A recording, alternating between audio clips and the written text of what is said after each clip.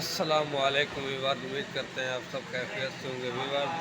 अगर आप हमारे चैनल पर नए तो हमारे चैनल को सब्सक्राइब करें, लाइक करें, बेल आइकन को जरूर प्रेस करें ताकि आप हमारी हर आने वाली वीडियो आप तक पहुंच सके। वीवर, आज हम आए हुए हैं आलू का पराठा खाने के लिए इस होटल में।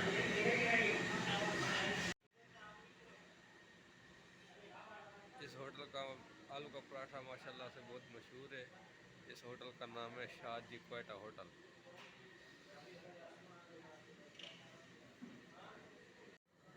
ये पराठे का ऑर्डर दिया हुआ था, पराठा आ गया। अब हम इसको खाना शुरू करेंगे। बिस्मिल्लाहिर्रहमानिर्रहीम।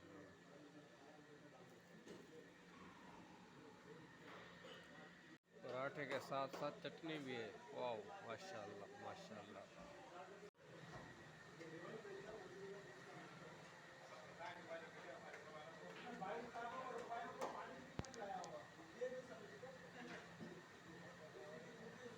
माशाल्लाह बड़ा वीआईपी पराठा है।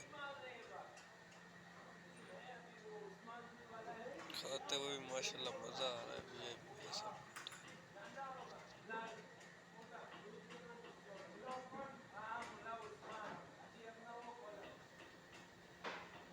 माशाल्लाह बड़ा वीआईपी पराठा है।